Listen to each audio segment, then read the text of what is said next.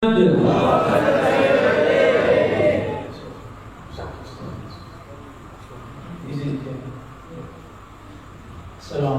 warahmatullahi wabarakatuh.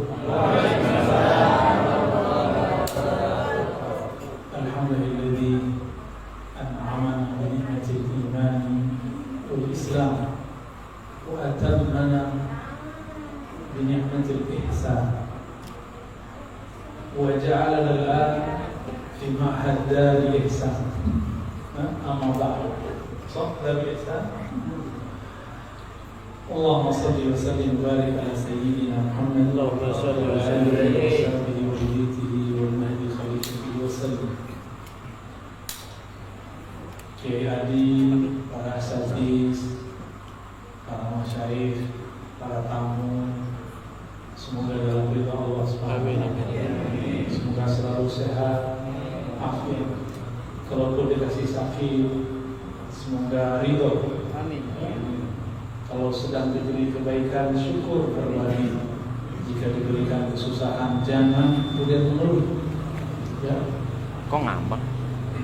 Ini mau ngaji akidah, fikih, tasawuf atau hadis? Tasawuf. Baik.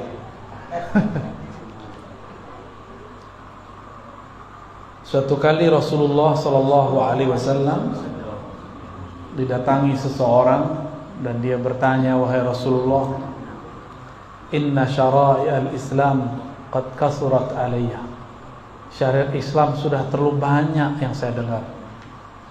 Bingung memulai dari mana. Tolong tunjukkan aku amalan yang mencakup semua itu. Lalu baginda Rasulullah SAW mengatakan, la yazalu lisanuka rataban bidzikrillah. Jika syariat Islam terlalu banyak bagimu, ilmumu sudah kebanyakan, lalu kamu bingung mulai dari mana, maka ketahuilah amal yang paling mencakup semuanya, tujuan dari amalan itu cuma satu, zikrullah.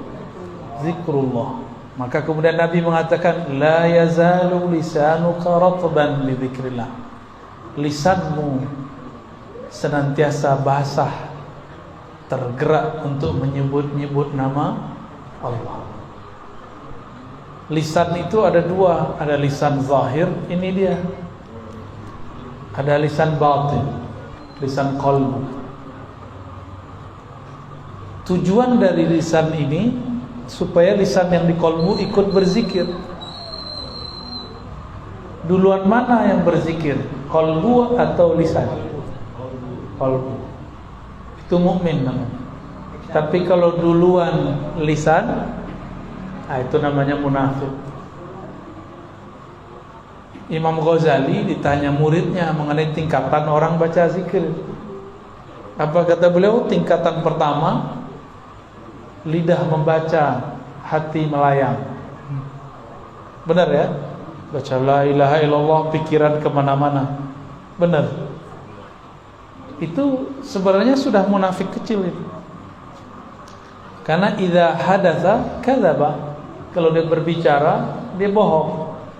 Dia mengatakan la ilaha illallah tapi qalbunya melayang-layang. Maka itu munafik kecil. Nifaq sughra. Munafik kecil, itu berbahaya kalau dibiarin. Ya. Oleh karena itu, kalau baca la ilaha illallah harus bersamaan qalbu dengan lidah. Bahkan mulai dari qalbu. Ya, lihat nih ada foto Syekh Fadil ya, Said Fadil. Pernah menginjakkan kaki di sini? Ya? Pernah ya? Nah, beliau zuriat Syekh Abdul Qadir Jilani dan yang menyelamatkan karya-karya Syekh Abdul Qadir Jilani, ya, salah satu pemegang sanad kitab-kitab beliau lah ya. Syekh Abdul Qadir Jilani itu keturunan Sayyidina Ali. Jadi beliau Sayyid juga. Maka disebut Sayyidi Syekh atau Sidi Syekh. Dan ajaran beliau yang paling dikenal adalah ajalan la ilaha illallah, baik zikirnya keras ataupun lembut. Maka sekarang dimanapun di dunia, kalau ada orang zikirnya sedikit keras, la ilaha illallah, itu pasti murid-murid daripada orang yang bersanad bersilsilah kepada Syekh Abdul Qadir Al-Jilani. Ya. Syekh Abdul Qadir Al-Jilani mengajarkan kalau baca la ilaha illallah supaya sesuai qalbu dengan lisan, maka ada pemaknaannya. La ilaha itu nafi, menolak selain Allah. Illallah hanya menerima Allah semata. Ya. Duluan mana? Menolak atau menerima? Coba buka ayat kursi. Allahu la ilaha illahu. Allah dulu baru la ilaha illahu. Allah itu isbat. Kita tetapkan dulu nama Allah di qalbu, baru baca la ilaha. Ilaha dengan pikiran. Maka kalau orang belajar zikir dalam thariqah, itu pasti la ilahanya diarahkan ke pikiran. La ilaha. Itu kan? Itu rahasianya begitu. Karena pikiran ini bisa mikir banyak. Kalau kolbu nggak bisa banyak, kolbu cuma satu. Kolbu hanya mampu memikirkan satu, hanya mampu mengarah kepada satu. Nggak bisa dua. Ya, tidak ada dua kolbu di satu dada, nggak ada. Ya. Nah, ini tips. Jadi kenapa nih kita kalau zikir la ilaha illallah nggak ada rasanya? Karena tidak mengikuti teknik ayat kursi. Nah, ini teknik ayat kursi. Sebelum baca la ilaha illallah, sebut dulu nama Allah di qalbu. Allah, Allah, Allah. Isbatkan dulu, tetapkan dulu nama Allah di qalbu. Baru baca la ilaha, dihunjam lagi ke tempat qalbu yang tadi baca Allah. Illallah. Kalau nur ketemu nur, disebut nurun ala nur. Nama Allah itu cahaya. Kita masukin lagi nama Allah, cahaya lagi. Cahaya berlapis-lapis cahaya.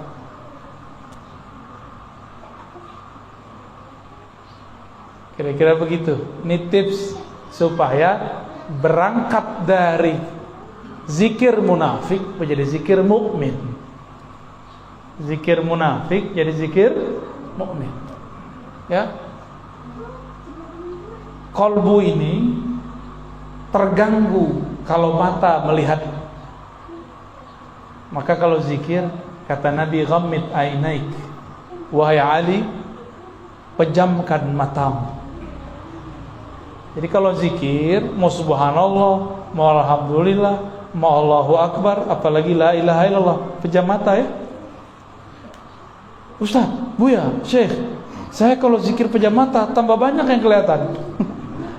Wah, berarti belum isbat nama Allah di qalbu. Ya. Kenapa ada namanya titik-titik zikir? Untuk memfokuskan qalbu. Untuk membatasi fikiran yang melayang-layang. Maka ada namanya titik-titik zikrullah. Ya, kita ini kalau jalan nggak pakai GPS, bingung mau kemana. Maka teknik diambil dari titik pusat, dibawa ke ubun itu, semua itu namanya GPS la ilaha illallah. Ya, nikmati, jangan bilang ini kayak bid'ah, jangan begitu. Ya, orang sudah nangis zikrullah, kita masih mikir. Ya. Suatu kali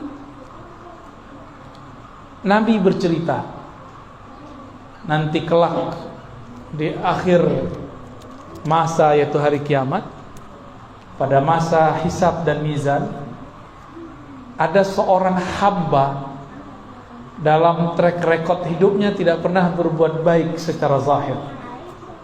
Ketika dihisab, semua laporannya disebut sijilat, lembaran-lembaran laporannya, semuanya maksiat, maksiat, maksiat, maksiat, maksiat. Akhirnya ketika mau ditimbang, apanya yang mau ditimbang? Semuanya maksiat. Sepanjang mata memandang laporan, semuanya maksiat. Pohon lapor, dia maksiat. Binatang lapor, dia maksiat. Malaikat lapor, dia maksiat. Tanah lapor, dia maksiat. Dia diam aja. Ini orang diam aja. Di dalam hatinya menyimpan satu rahasia. Ya. Malaikat azab dalam hadis Imam Baihaqi dan Imam Tirmizi, dua riwayat ya, menyebutkan bahwa malaikat azab kemudian menarik dia untuk diseret masuk neraka. Maka dirantailah orang ini dengan rantai yang sudah disiapkan oleh malaikat azab. Tapi belum rantainya itu sampai, tiba-tiba Allah berkalam, wahai malaikatku yang sedang bertugas, ada satu hal yang belum kalian periksa, satu hal yang belum kalian timbang. Apa itu? Bedah isi dadanya, bedah isi kolbunya. Lalu malaikat pun membedah kolbunya, dikeluarkan ternyata jantungnya berdenyut menyebut nama Allah, Allah, Allah, Allah, begitu. Di riwayat Imam Tirmizi itu jantungnya, kolbunya membaca la ilaha illallah, dan itu tertulis, ada nur di dalam kolbunya. Apa kata Allah? Tuh, catat, timbang. Dicatat oleh malaikat, ditimbang. Bahkan di riwayat itu dikatakan kolbunya diambil, jantungnya diambil, lalu langsung timbang. Apa yang terjadi? Yang tadi amal baiknya tiada waktu ditimbang, sekarang ketika kebenaran la ilaha illallah ditaruh, langsung begini, set. Oleh karena itu Allah pernah berfirman kepada Nabi Musa ketika Nabi Musa mengatakan, ya Allah ajarin aku zikir yang khusus. Allah mengatakan, kul la ilaha illallah, baca la ilaha illallah. Kata Sayyidina Musa, itu juga banyak yang amalin ya Allah. Jadi ternyata Nabi sama Allah itu udah kayak teman, ahlullah, keluarganya Allah, udah kayak teman. Ya Allah, ini kan udah biasa, ono tetangga juga baca la ilaha illallah gitu. Ya, sama nyamanjaan dengan Allah Subhanahu wa ta'ala. Lalu apa kata Allah? Musa, timbang langit dan bumi dengan kalimah la ilaha illallah. Itu masih berat kalimah la ilaha illallah. Maka Nabi Musa langsung sukut, langsung diam. Itu malaikat sama kayak Nabi Musa awalnya, nggak tahu. Ketika ditimbang, semua kesalahannya hilang. Masuk surga apa neraka? Masuk surga. Karena ternyata di dalam darahnya mengalir lafaz la ilaha illallah. Di sini Kiai ada zikir jamaah ya, la ilaha illallah ya. Ya? Takian ya? Takian dari jalur Madiun. Kiai Ansari. Oh, sama Opik berarti ya? Sahabat saya Opik. Beberapa bulan lalu beliau mengabarkan saya, itu mursyid saya, ya, Abah Ansari. Ya. Jalurnya ke Kiai Usman ya, Ishaqi. Ya, ketemu sanad kita di atas. Orang kalau mengerti sanad, dia bersaudara. Maka kita bersaudara. Ketemu di Syekh Ahmad Khatib Sambas, ketemu di Syekh Nawawi Al-Bantani, ya, ketemu di Syekh Maulana Khalil Bangkalan, ketemu di Syekh Hashim Asy'ari, ketemu. Jadi ahlul ilmi, orang-orang yang berilmu, mengerti sanad, mengerti silsilah, dia bersaudara. Orang bersaudara ya tekar-tekar dikit ya diislah, ya, nggak boleh dipanas-panasin. Anak-anak ini dia biarin dengar aja, kalaupun dia berisik, dia belum ngerti apa yang kita omongin, ya, ya apa-apa. Nanti mereka dapat berkahnya. Saya kan dulu kayak mereka, Ya. Bengong, ini ngomong apa sih, tapi dengerin aja. Tapi sekarang saya paham yang diomongin orang dulu. Ya. Umur berapa, Dek? Lupa umur ya? Hah? 12. Saya umur 12 sudah belajar thariqat samaniyah. Ya, sudah tahlil udah hilang. Kalau tahlil saya nggak ada lagi sama badan saya. Seumur dia. Thariqat samaniyah, qadiriyah, khalwatiyah. Thariqatnya Abah Guru Sekumpul. Ya. Ketemu sanadnya nanti di Syekh Abdul Somad dan Syekh Arsyad Al-Banjari. Abdul Somad Falembani, Syekh Arsyad Banjari. Ketemu lagi di atasnya Syekh Muhammad bin Abdul Karim As-Sammani, ya, Al-Madani di Madinah. Seumuran ini, Pak. Saya bilang ke bapak saya, jadi bapak saya itu nyimpan buku-buku tasawuf, buku akidah, buku-buku unik lah. Disimpan di suatu lemari. Bapak saya bilang, jangan baca buku ini. Kalau cowok-cowok yang penasaran kayak saya dilarang begitu gimana? Coba-coba, kepo. Saya carilah itu kunci. Ketemu. Kita buka kuncinya. Dulu saya hobi baca komik. Jadi seumuran kalian saya baca komik. Tapi saya bosan baca komik. Ini komik apa aja dulu saya baca. Jadi kalau ada anak-anak senang komik, itu bagus. Ya. Tapi harus diarahin. Dari komik saya berpindah kepada buku kisah para sahabat. Saya masih ingat kalau saya punya buku kisah Sayyidina Ali dan Sayyidina Khalid. Itu buku tebal. Lalu ada kisah-kisah para nabi. Ada 100 nabi. Bukan hanya 25. Lalu ada kisah para sahabat, 60 sahabat. Dulu saya baca waktu saya masih kecil. Ya. Karena anak ini ada satu materi, Kiai, yang kurang kita ajarkan. Materi kisah. Kisah-kisah nabi, para wali, para sahabat. Ini wajib diajarkan. Karena salah satu metode Qur'ani adalah metode qasas. Waqsusil qasasa. Maka sahabat-sahabat betah bersama Nabi karena Nabi sering bercerita. Dia nggak hanya monoton membaca, berpikir, dia harus punya imajinasi. Kalau kita mengatakan suatu hari, itu dia langsung melayang itu kemana-mana. Ini bapak-bapak ini sama. Saya ini kan dulu nggak suka maulid, karena orang maulid cuma baca nggak ngerti isinya. Pas ceramah, kiainya nggak jelas ngomong apa. Terus sekali saya ketemu ada kiai, ketika dia maulid, dia berkisah. Wah, ini yang benar nih, yang berkisah. Kita terbawa ke alam sana. Maka itu yang saya tekuni. Ketika musim-musim maulid, musim Isra Mi'raj, kita berkisah tentang Nabi dengan riwayat yang tentunya bisa dipertanggungjawabkan. Ini saran saya untuk para kiai, para ustaz. Jangan banyak teori, jangan banyak menggurui, banyakin berkisah. Ya, jangan langsung ayo sholat, jangan judi mulu, ya. Itu namanya menggurui. Ya, coba kasih kisah. Orang lebih mudah menerima kisah. Coba tandain khutbah Jumat yang dimulai dengan kisah, kita tidak tidur. Tapi kalau khutbah Jumat dimulai, marilah kita, kita adalah kita. Alah, capek. Kita aja udah 50 kali di pembukaan. Telinga kita kan bosan dengerin kita tidur aja, kita tidurlah kita. Ya, maka saya menghimbau sesama dai, sesama muallim, sesama guru, kalau khutbah mari berkisah. Ya. Jangan marah-marah mulu kalau khutbah, ya. Hiburlah kalbu murid. Kata Imam Junaid, al-qasasu jundun min junudillah. Kisah-kisah itu adalah tentara dari tentara-tentara Allah. Itu tentara Allah itu hanya virus doang. Tentara Allah juga kisah. Maka berkisahlah.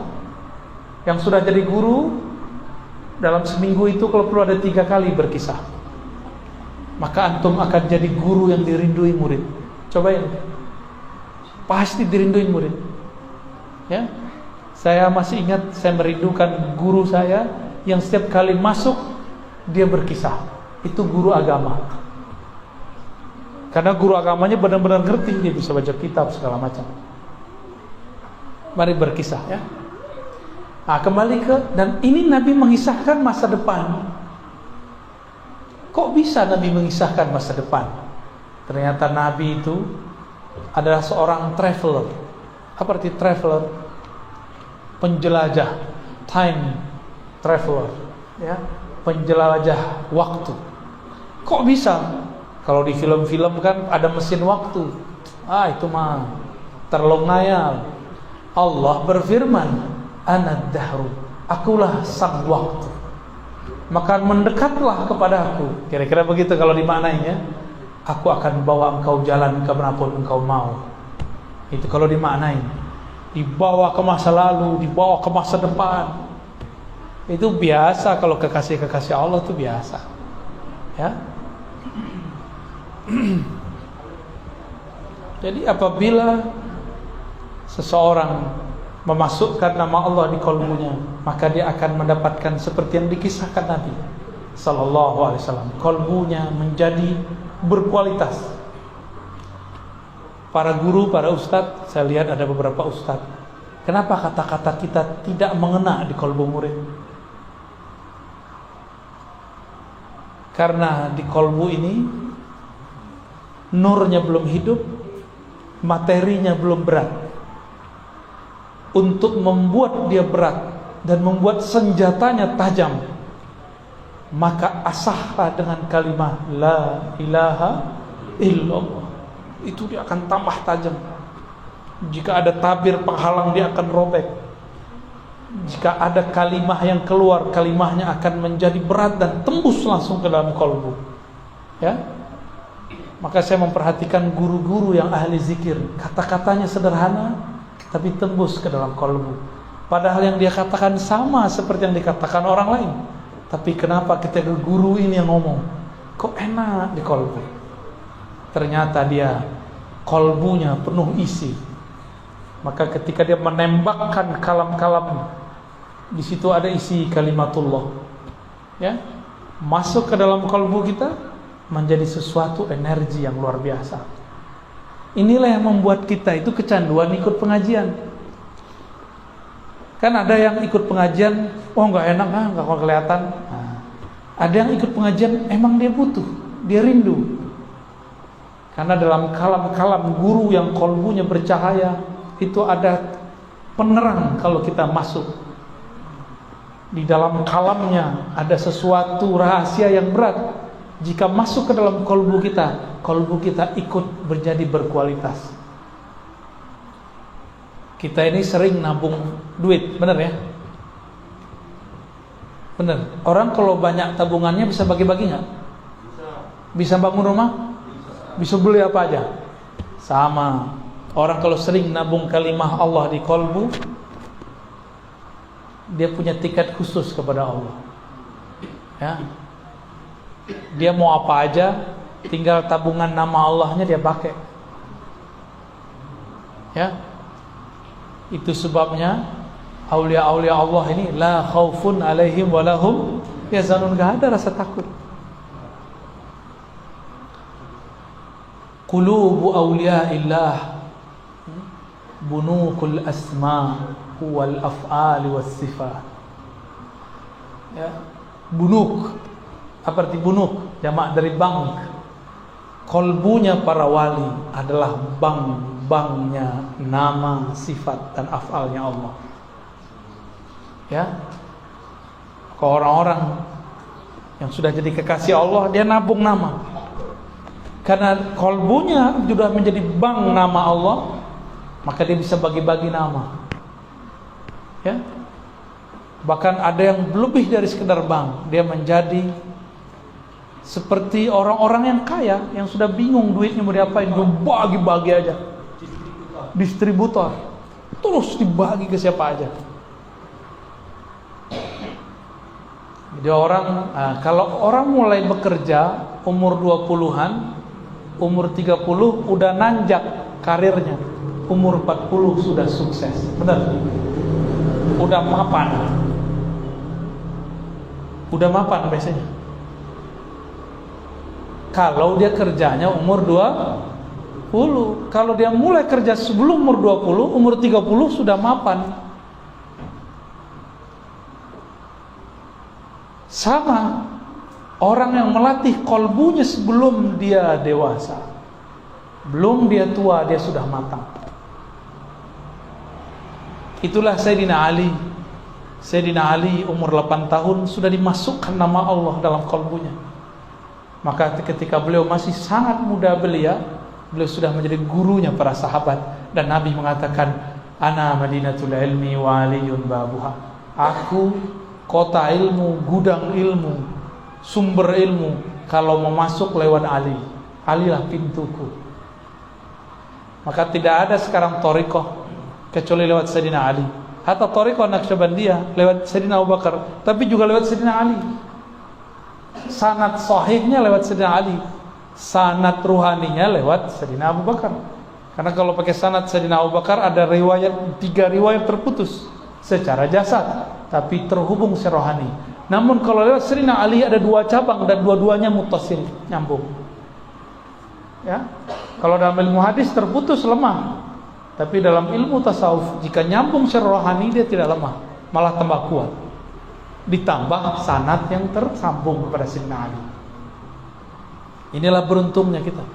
Jadi Bapak Ibu, ini rahasia kita aja ya, walaupun ada yang rekamnya. Ahlus sunnah itu jangankan ilmu yang besar, Al-Quran yang banyak itu ayatnya, satu kalimah la ilaha illallah aja ada sanadnya. Satu kalimah la ilaha illallah ada sanadnya. Bahkan dipecah kalimah huwa itu ada sanadnya.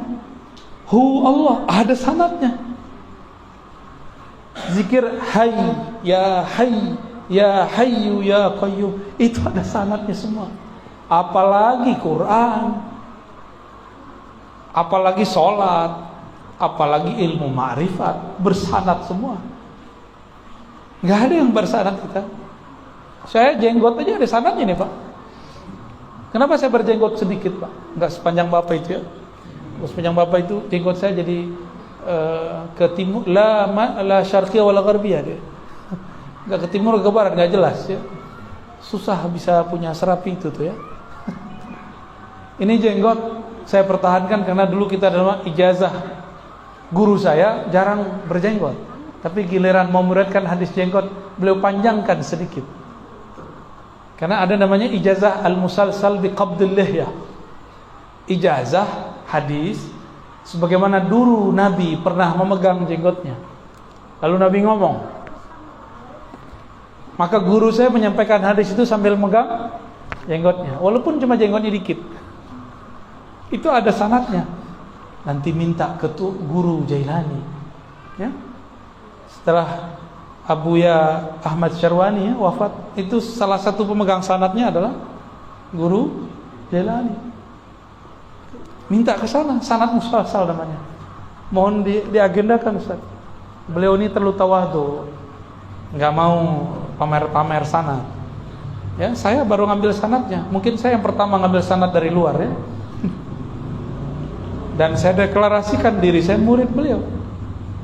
Ya, tolong diterima saya jadi murid Pak Kiai. Saya ngomong begitu, ya.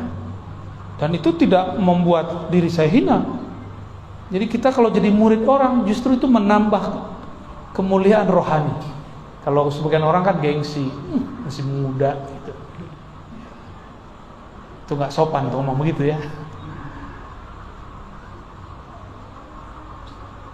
Jadi jenggot ini ada sanadnya nih Pak. Hampir kalau celana nggak ada sanadnya, nih bid'ah ini ya. Kalau ini ada sanadnya nih. Tasbih aja nih ada sanadnya. Ini ada sanadnya. Jadi nggak ada kita punya amal kecuali kita bersanad lah dituduh bid'ah. Dia bilang wirid pagi sore kita bid'ah. Dia bilang zikir ba'da sholat kita, tahlil kita bid'ah. Kan lucu. Nabi ngomong syariat Islam yang paling mudah kamu kerjakan la yazalu lisanuka ratban bi dzikrillah. Lisanmu senantiasa sibuk basah menyebut nama Allah.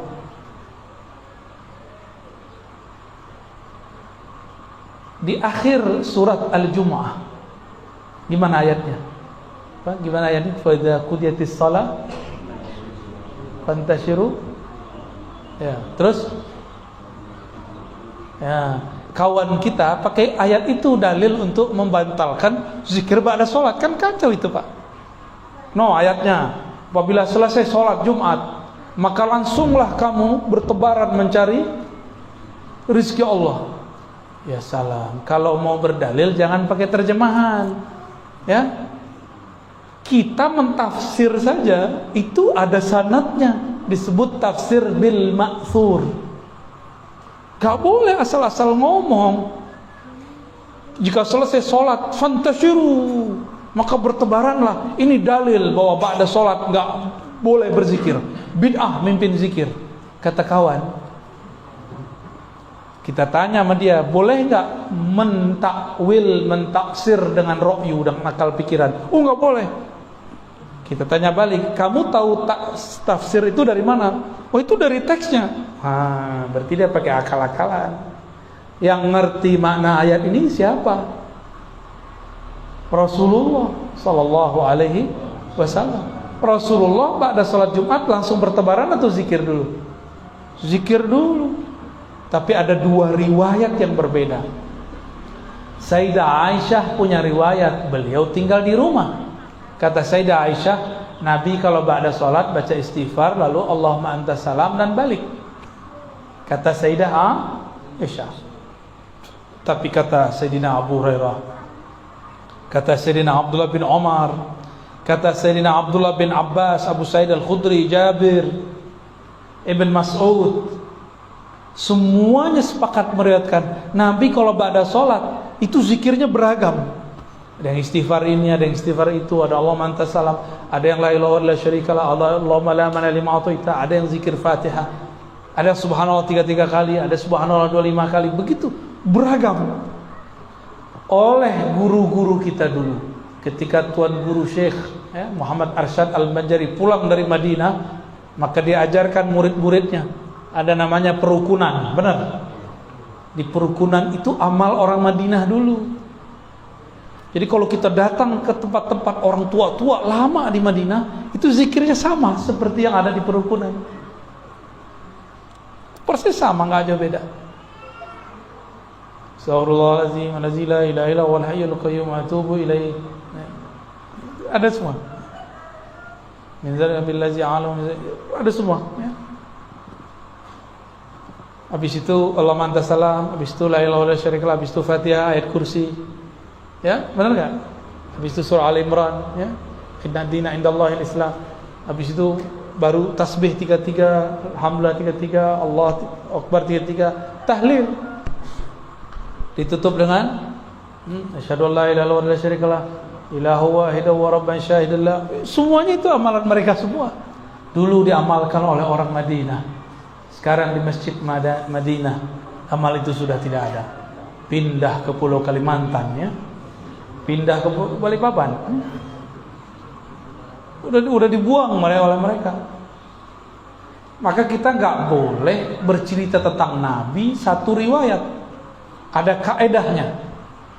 Jika riwayatnya tentang isi rumah tangga, amal Nabi di dalam rumah, maka riwayat istri-istri Nabi lebih sahih. Contoh, cara Nabi buang air kecil, cara Nabi mandi, cara Nabi tidur, amal-amal yang Nabi lakukan di Madinah, di dalam rumah, maka riwayat istri-istri Rasulullah SAW itu lebih kuat. Adapun jika riwayatnya berkaitan dengan luar rumah, maka riwayat sahabat dianggap lebih kuat. Nah, ini ada ilmunya, ya. Ada kaedah-kaedahnya begitu. Al-Imam Al-Hazimi, Abu Bakar Al-Hazimi, Al-Hafiz Al-Syafi'i, itu punya kitabnya Al-I'tibar fil Nasikh wal Mansukh. Beliau menyebutkan 50 cara menyelesaikan riwayat-riwayat yang berbeda-beda.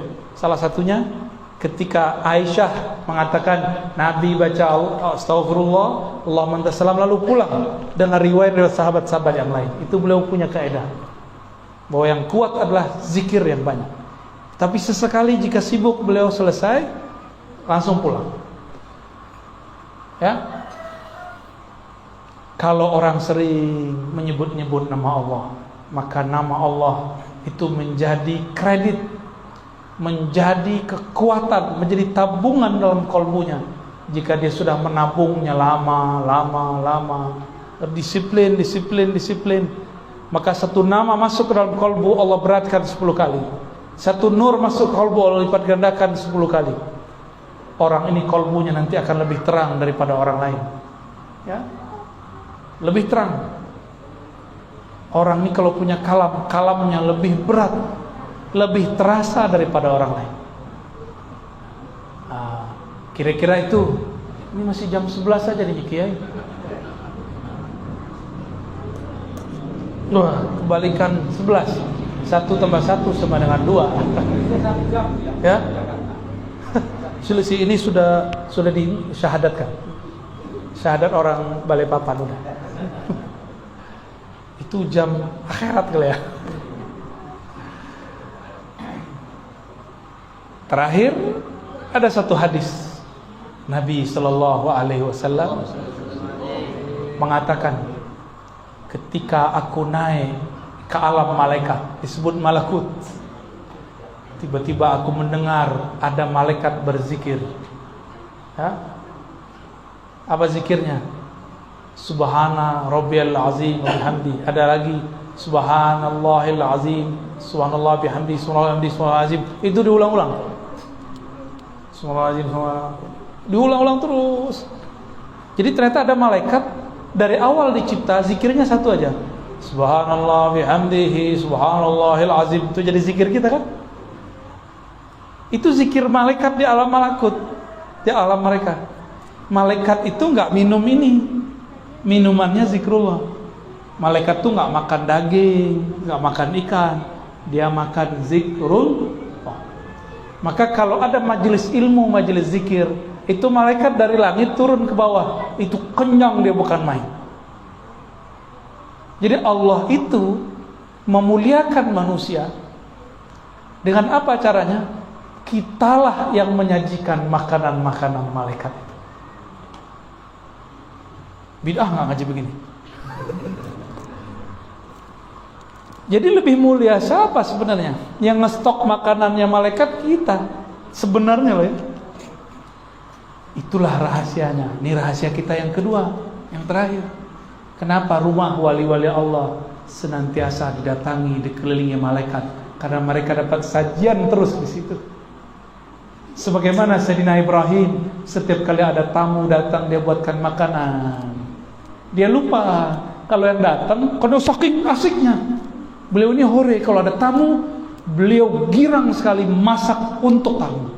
Kalau kita kan, datang lagi nih, wah beban lagi nih, gitu ya. Nabi Ibrahim bukan orang kaya, tapi beliau menyediakan beberapa ternak. Kalau ada tamu datang, dia gulai, dia kebuliin, kira-kira gitu loh sekarang ya. Beliau langsung masak dengan tangannya. Ternyata satu kali yang datang 3 orang itu bukanlah manusia.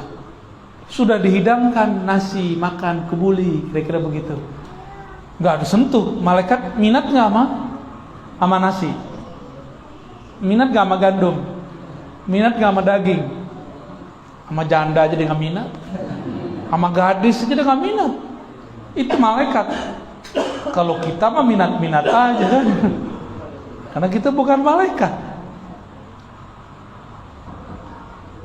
Karena belum asik, di situ belum sadar. Jadi rutinitas kita kadang membuat kita terhalang daripada memandang rahasia-rahasia. Maka saya apresiasi siang-siang bolong begini, jam kerja masih pada datang ke majelis ya. Gak ngantuk-ngantuk lagi, tidur lagi ya. Aji, itu ruh antum tuh yang bawa sini tuh. Ya. Kalau ruhnya gak hidup gak mungkin datang siang-siang begini. Kalau orang yang akalnya lebih kuat dia ngomong, ngapain sih siang-siang bolong ngaji? Ini yang punya Darul Ihsan ini aneh nih. Pasti gitu ngomongnya. Ya, saya sibuk, enakan tidur kan jam segini. Habis makan enakan tiduran ya. Ya, molor. Enakan rebahan. Ya. Tapi ruh kita mengajak yang lain. Nah, orang-orang seperti ini didatangi malaikat. Ini amalan Nabi, amalan malaikat. Malaikat mau tugas mau menghancurkan kaum Bani Lut. Nabi Lut itu masih anak pamannya Nabi Ibrahim. Maka ini malaikat nih, malaikat Jibril, pemilik jenderal bintang 4-nya malaikat, turun sowannya sama Nabi Ibrahim, sowan dia. Maka ini sunnah. Kalau kita sampai di satu negeri, satu kampung, kita bilang kepada orang yang membawa, bawa saya kepada kiai tua, kiai sepuh, ulama bersanad. Ini sunnah. Ya, terima kasih tadi panitia ya sudah membawa saya kepada Kiai Jailani, ya pewaris sanadnya Kiai Ahmad Syarwani dan anak-anak beliau tadi, ponakan beliau tadi. Ya, Al-Banjari tadi namanya. Syukran. Semoga pesantren ini dapat keberkahan Kiai. Ya, amin ya rabbal amin ya rabbal alamin. Ya, wassallallahu ala Muhammad. Silakan kalau ada, silakan dipilih Kiai. Antum Sundawi ulah Jawi? Oh, pernah di Sunda. Tapi nama Kiai Adi Mulyono. Jawi. Ulah Sundawi, ya. Baik. Assalamualaikum warahmatullahi wabarakatuh. Assalamualaikum. Saya nama Haji Yuswanto, namanya Jawa ini. Yuswanto. Ya orang wong Jawa. Jawi. Jawi Trenggalek. Trenggalek. Wah, Trenggalek kan? Dia saya mengikuti kajian akhir zaman yaitu Bapak Rohani Kolbu. Dan saya mengikuti insya Allah setiap malam saya, tapi ada sedikit yang saya mau sampaikan. Tapi sebelum ke situ saya mau sedikit menyinggung tadi di awal tentang Islam umat ihsan ya. Jadi saya nggak bisa kalau Islam karena sebenarnya yang tahu tentang ihsan itu sebenarnya apa yang mengisahkan. Tadi banyak yang dikisahkan tentang orang yang maksiat, ahli maksiat. Di situ hakikatnya orang tadi itu senantiasa zikrullah. Hatinya senantiasa sadar kembali fafiru ilallah. Ini bahasanya satu. Ihsan adalah ilmu yang sudah dirasa. Maka kalau dia sering menyampaikan kenali dirimu sebelum mengenal Tuhanmu, itu ada di dalam diri yang sadar kembali kepada Allah. Seperti itu. Jadi insya Allah kajian Buya ini bagi orang-orang yang sudah mengkaji tentang rohani akan sampai. Tapi kalau tidak sampai, kita berjaga. Kita harus mohon hidayah kepada Allah, karena yang menyampaikan hati ke situ tadi adalah hidayah.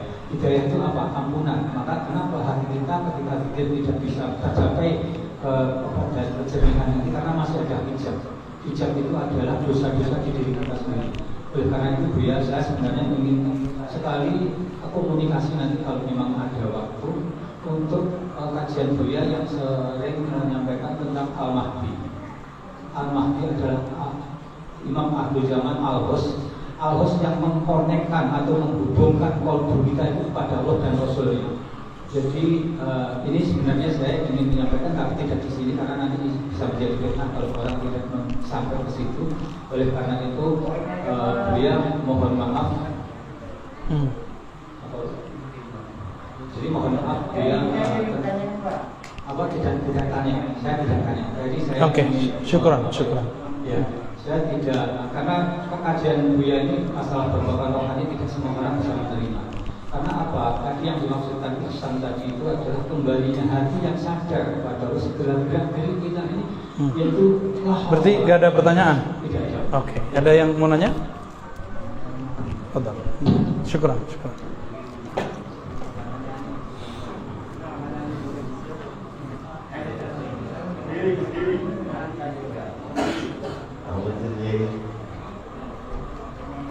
Assalamualaikum warahmatullahi wabarakatuh. Assalamualaikum. Perkenalkan nama saya Tajam, tampan yang tidak lagi membujang. supaya nggak takut ya. Ini pasti NU ini. Kamu jadi mohon maaf nggak bisa maju ke depan karena ada kiai saya di depan saya, jadi saya nggak kebenaran. Tapi perkenalkan, saya di NU jabatannya banyak Bu ya. Jadi salah satunya ya bagian penghibur di hati-hati yang gelisah. Tadi banyak yang gelisah Bu ya. Baik, saya tidak bertanya tapi mohon doa restu dan dukungannya, terutama barokah dari Abuya, Dr. Ar-Razi Hashim, dan juga terutama guru-guru kita yang hadir di majelis taklim yang penuh barokah ini. Dan juga saya secara pribadi bangga sebagai orang awak, jadi gini ada darah Minangnya juga. Dan alhamdulillah istri saya asli orang awak, orang Solo, Panyalanya. Jadi alhamdulillah ada orang awak yang ganteng, ilmunya berbobot, sanatnya sampai kepada baginda Nabi Muhammad SAW.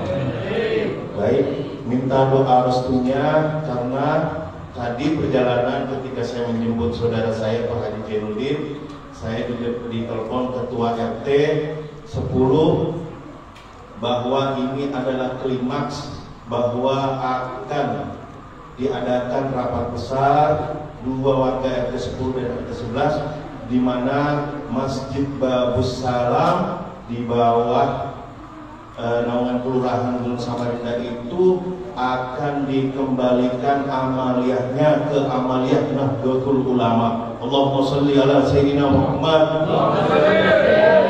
Karena terus terang Masjid Babus Salam itu adalah masjid saya kecil, 35 tahun dikuasai oleh Wahabi, tapi ketua yang pertama masih dapat merangkul, jadi tidak ada gesekan. Baru-baru ini ketua yang pertama wafat dan diganti oleh pemahaman yang luar biasa kerasnya dan melarang warga-warga untuk yasinan dan sebagainya. Maka warga Nahdliyin di sekitar Masjid Babus Salam tersebut berontak.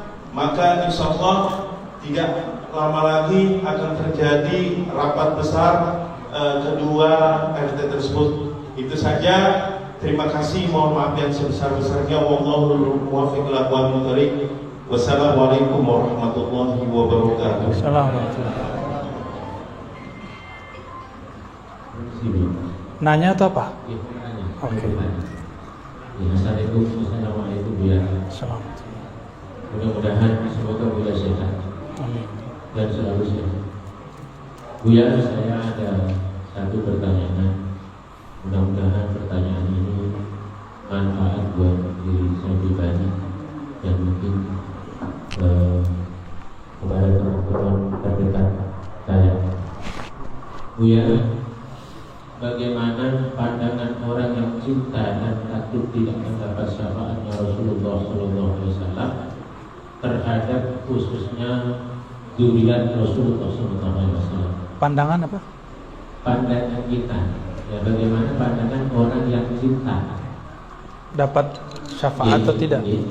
dan takut Tidak dapat tidak syafaat. mendapat syafaatnya Rasulullah SAW terhadap khususnya zuriat Rasulullah SAW. Karena begini Bu ya, mohon maaf, artinya yang saya dengarkan, karena habaib ini bukan nabi, habaib ini tidak maksud, karena yang maksud adalah Rasulullah.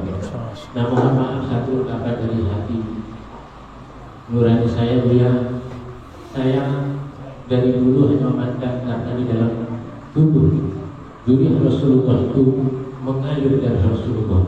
Mohon penjelasan Bu ya. Demikian, mohon maaf. Assalamualaikum warahmatullahi wabarakatuh.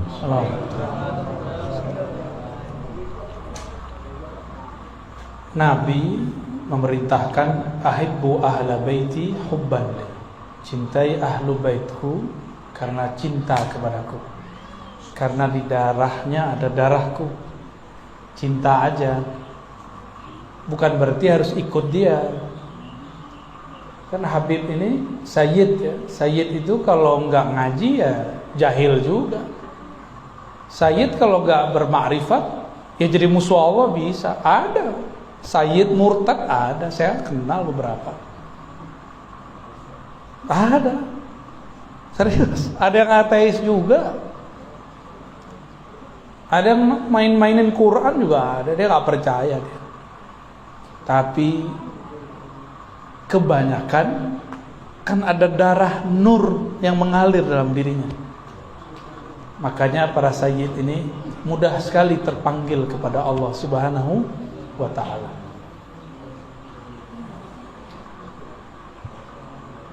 Zuriat Nabi itu ada dua jenis. Ada jenis nasabi, ada tiga ya. Tiga jenis, nasabi, ilmi, satu lagi ruh.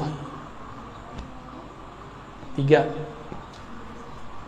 Nasab jasad, nasab ilmu, ada nasab ruh. Kalau nasab darah, ya jadi sayyid, lahirnya jadi sayyid. Kita yang bukan As-Segaf, yang bukan Al-Aidrus, bukan Al-Haddad, ya, bukan Bazar'a, bukan Fam itu jangan coba-coba. Bukan Al-Hamid, jangan coba-coba pakai itu. Ya. Maka tidak boleh menghabibkan, mensayyidkan orang yang belum pasti zuriat Nabi SAW. Tapi ada jalur lain, yaitu ilmu. Ini yang dijaga oleh ahli hadis, ahli Quran, ahli fiqih. Ya. Mereka jaga sanad itu. Makanya saya salah satu orang yang ingin termasuk bagian dari mereka. Setiap masuk satu negeri, jika panitianya mengerti maksud saya, pasti dihantar ke guru tua yang bersanad. Ya, biar kita ambil silsilah ilmunya dari fulan, dari fulan, dari fulan, dari fulan. Jadi kalau sanad nasab darah bin, binti. Kalau ini an dari fulan, dari Rasulullah sallallahu alaihi wasallam. Ada satu lagi, ruh. Kalau ruh ini langsung Rasulullah. Itulah yang disebut wali, kutub, wali abdal. Ruh langsung ke Rasul. Ya. Kalau ulama cuma dapat nurnya. Kalau ini langsung ruhnya, pangkat kewaliannya. Al-Aqtab, kutub, ataupun jadi di depannya itu bukan Habib, Al-Kutub atau Al-Abdal. Ya, waliullah. Itu. Tapi itu enggak boleh digede-gedein ya. Jangan ditulis spanduk Al-Kutub Kiai apa? Sontoloyo. Jangan coba-coba nunggu mati itu. Ya. Jangan klaim sayyid aja nggak boleh kalau bukan sayyid. Apalagi klaim wali para belum jadi wali. Wali ngerti dia wali. Ya, tahu dia pengangkatan dirinya itu tahu dia. Wali kota aja diangkat, ya. Masa waliullah nggak diangkat? Nggak ngerti ilmu kewalian, uskut. Oh, semua orang beriman wali. Itu wali am. Ada wali khas, wali yang spesial. Ya, Nabi aja 124.000, ada yang khas. Para Rasul 313, ada khawasul khawas 25, ada khawas-khawasnya lagi 5. Ada pemegang semua khawasnya satu, Sayyidina Muhammad sallallahu alaihi wasallam. Ya. Apa kata Nabi ketika ada seorang sahabat bertanya, Abu Dzar atau Abu Darda, "Ya Rasulullah, nanti engkau di mana, saya di mana?" Maksudnya di surga. Apa kata Nabi? Nabi ngerti maksud dia. Dia pengen bersama Nabi. Jawaban baginda Nabi SAW, "Anta ma'aman ahbabta." Kamu, wahai sahabatku, di sorga nanti, walaupun amalmu tidak banyak, ilmumu tidak tinggi, tapi engkau akan bersama yang engkau cintai. Dari 3 tadi, yang mana yang paling cepat? Kalau orangnya gabung 3-3-nya, udahlah sayyid, udahlah alim, ruh. Itu yang disebut wali kutub, khawasnya kutub. Ada juga wali kutub tapi tidak sayyid. Ada banyak. Zaman sekarang ini tambah banyak. Karena sudah banyak wali-wali Allah wafat. Coba tanya di Hadramaut, banyak wali sudah wafat. Coba tanya di Palembang, tanya di Betawi, Habib-habib, kiai-kiai di Jawa, banyak yang sudah wafat. Kiai-kiai di Jawa itu keturunan Azmat Khan kebanyakan, nggak semua. Zuriat Rasulullah juga. Cuma karena nasab ini kan mirip ilmu hadis. Jika tidak kuat, maka hadisnya dhaif, maka sayyidnya dhaif. Paham maksudnya? Jadi ada orang Azmat Khan, dia tidak bisa membuktikan sanadnya nyambung, maka dia sayyid munqati'. Sayyid tapi jalurnya terputus, maka sebenarnya nggak boleh disebut sayyid. Mending nggak usah, berbahaya. Tapi jika bisa membuktikannya, sebut, ya, boleh tulis namanya sayyid. Jadi cintai wali. Jangan cintai saja seorang ahli nasabnya, dia nggak cukup, tapi nur yang ada dalam dirinya. Karena engkau cinta kepadaku, cintailah mereka. Jadi jangan fokus ke merekanya, fokusnya ke nabinya. Karena Habib ini macam-macam juga, ya. Ada Habib bertorikot, ada Habib anti torikot, ada Habib pergerakan, ada Habib beda pergerakan. Ada Habib A, ada Habib B, semuanya Habib. Ya, jangan dikira kalau ada seseorang anti dengan perkara satu Habib terus dia anti Habib, enggak. Dia mungkin punya Habib yang lain. Ya, benar enggak? Ya, Habib Fulan udah beda sama Habib Fulan. Kalau kita sedang sama salah satunya bukan berita anti yang lain, enggak. Nah, ini harus digarisbawahi, ya. Maka cintai Habib bukan berarti fanatis kepada Habib. Terus kita membenarkan semua dia, enggak. Mereka manusia biasa kok. Bedanya di dalam dirinya ada damun Nabi. Selama masih ada 3 golongan ini di bumi, tidak terjadi kiamat. 3, ya. Ahlul Bait, Ahlul Ilm, Ahlul Ruh. 3 ini. Kalau masih ada mereka, enggak ada kiamat. Ya. Wallahu a'lam bis-shawab. Cukup. Ada ibu-ibu satu. Oke, satu ya, silakan. Assalamualaikum warahmatullahi wabarakatuh. Assalamualaikum warahmatullahi wabarakatuh. Yang ingin saya tanyakan ke Ustaz, saya pernah dengar di itu Rasul bilang apa bisa kalau kita sholat dari awal, karena dari awal sampai terakhir itu pikiran kemana-mana. Terus kata Ustaz, Anda bisa kita perhatikan penjelasan Ustaz. Itu satu. Yang kedua, kalau kita sudah sering mengikuti pengajian dari Buya, apakah itu kita sudah nyaman? Terima kasih. Assalamualaikum warahmatullahi wabarakatuh. Assalamualaikum. Sholat kok pikiran banyak, katanya ada cara cepatnya. Ya, cara cepatnya sebelum sholat ingat-ingat dulu kita mau nyembah siapa. Kenali dulu dia, kita mau nyembah siapa. Kalau kita kenal dengan yang akan disembah, langsung gemeteran di dalam. Karena kita nggak kenal siapa yang kita sembah, maka kita banyak pikiran. Siapa ya? Siapa aja banyak yang datang. Jadi kenali yang disembah, pasti engkau khusyuk dalam beribadah. Gitu ya. Gitu Bu ya, ringkasnya gitu. Lalu gimana caranya? Ya datang dong ke ahlinya. Tidak semua kiai itu ahli ma'rifat. Ahli ma'rifat cuma wali Allah. Wali Allah itu ada yang terkenal, masyhur, ada yang mastur. Pintar-pintarlah mencari. Karena kita tidak mengerti, tanyalah kepada Allah. Sholatlah istikharah, sholat hajatlah, nanti Allah kasih unjuk. Ya, bertanya kepada yang alim. Kalau enggak ntar sholat khusyuk dikira menerjemah. Ya, ada kawan saya punya orang tua kapok ikut pengajian. Orang tuanya trauma ikut pengajian, ikut kursus, ikut daurah. Kenapa? si ustadz mengatakan sholat khusyuk itu harus tahu arti yang dibaca. Kata si bapak aki-aki ini, saya ini bukan anak pesantren, disuruh nerjemah, kacau otaknya. Ya, susah amat khusyuk. Khusyuk itu bukan ngerti terjemahan. Khusyuk itu mengerti siapa yang disembah. Paham? Ya. Mengerti siapa yang disembah, bukan mengerti apa terjemahan. Kalau terjemah di otak, kalau mengenal yang disembah di dalam ruh, di dalam qalbu. Ya. Yang kedua, diakui enggak jadi murid online? Iya diakui, tapi online-nya. Lewat YouTube ya YouTube ya.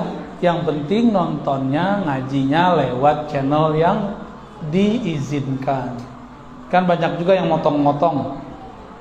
Ya, yang saya izinkan itu sekarang ada beberapa. Ada Ribat Naurania, ada Cafe Rumi Jakarta, ada Al Badr ya. Ada beberapa saya izinkan. Saya sendiri belum punya channel pribadi. Mungkin ke depan kita buat sendiri. Ya, udah banyak request biar nggak tabrakan katanya ya. Insya Allah ya, insya Allah nanti kita buat biar lebih fokus. Insya Allah. Jadi sah sebagai murid. Karena dulu guru-guru kita kalau nggak bisa ketemu mereka kirim surat, minta ijazah kitab, ijazah ilmu, lalu dikirim. Syekh Yasin kirim surat kepada seorang syekh di India.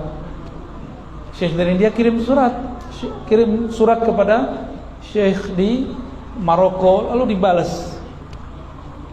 Dulu sosial medianya surat, sekarang sosial medianya lebih mudah.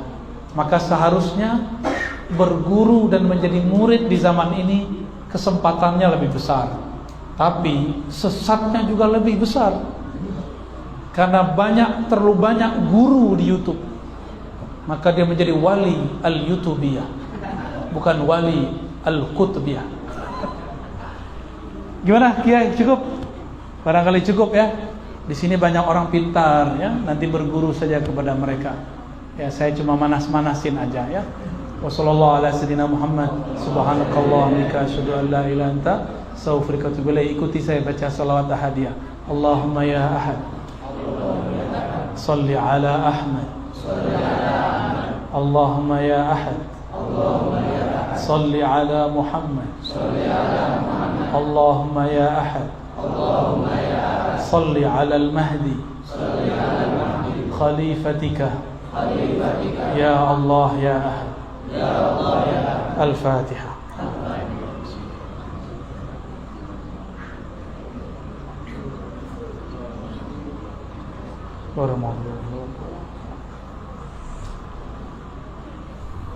Alhamdulillah Rabbil Alamin. Mohon izin nanti gak usah salaman ya. Saya belum tidur di kasur dari malam tadi, baru tidur di pesawat ya. Mohon izin saya langsung jalan. Assalamualaikum warahmatullahi wabarakatuh.